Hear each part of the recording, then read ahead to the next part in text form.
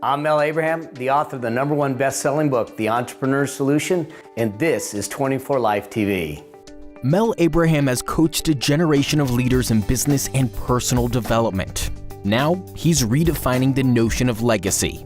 When he was 11, Abraham was a tremendous Harry Houdini fan and discovered he could make money doing something he loved, performing as a magician at other kids' birthday parties. Abraham has stunt work and a black belt in multiple martial arts to his credit, but don't be fooled into thinking he's a thrill-seeking businessman. The best-selling author has shared this stage with a who's who list of leaders in personal development and coaches Fortune 500 companies, executives, and entrepreneurs.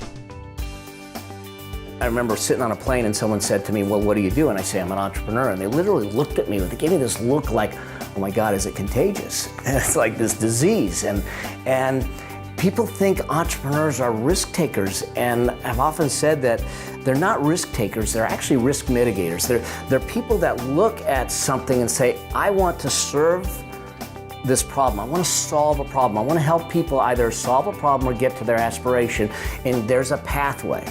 Abraham's brand of entrepreneurism is far from the high-stakes, egocentric stereotype, and it has been sharpened by observation, quick calculation, and fast action. 5 years into his career as a CPA, when he and his boss were working late at the office, Abraham realized the overweight, stressed-out partner was a vision of Abraham's future. He realized that this was not the life he intended to lead. And I said, hey, Tom, I gotta quit. And he looked at me, he says, like, what are you talking about? He said, you're on fast track to partnership, you're doing all the right things. What?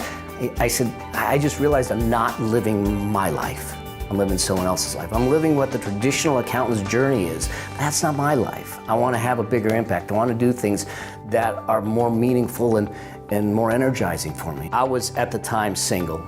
I didn't have a whole lot of bills. I didn't have a whole lot of things that were put on the line that if this thing didn't go well, that I couldn't go back from. And in fact, when the partner asked me why I would do this, I said, because I need to make the shifts and changes in my life now when I'm young enough that if I screw it up, I can come back and change it.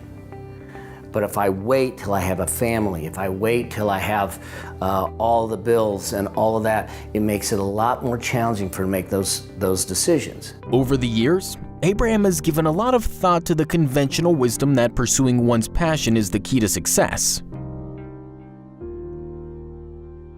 You hear this all the time. Just follow your passion and the money will follow. I love eating chocolate, and I could sit there and eat chocolate all day long. Money's not going anywhere, okay? I'm not getting money from eating chocolate. So the question really isn't what's your passion, and follow your passion, the money will follow. So it's really how do you create value with your passion. And Abraham had an epiphany, what he calls his most important lesson in business, when his 6-year-old son drew a picture of him. Daddy, Daddy, Daddy, he says, I drew a picture of you at school today. And so, you know, when a child does that, you got to give them your full attention. So I knelt down to look at this picture. It was a picture in blue felt tip pen that he drew at school of me standing in front of 2 computer screens with a phone at each ear and the one on the desk right here. And in that moment is when I realized that I really was screwing this up. I was making some monetary success, but I was failing miserably in life. Every choice we make, whether it's in the context of business or personal choices or fitness or nutrition, every choice we make affects lives, whether it's just ours or those around us. Rethinking business and entrepreneurism in terms of value to others' lives has led Abraham to a thought-provoking notion of legacy as more than what we leave behind. When we talk about legacy, we look at it and say, legacy is what you leave behind. And it's like looking at it and saying, do I really want to have an impact when I'm dead? Why don't I have an impact when I'm alive? Legacy isn't something we leave behind. It's something that we create right here and now every time we have an interaction. We shift and change the way we show up. I don't need some monument. I just need to know that they're better because of the moment we shared together. And that's legacy.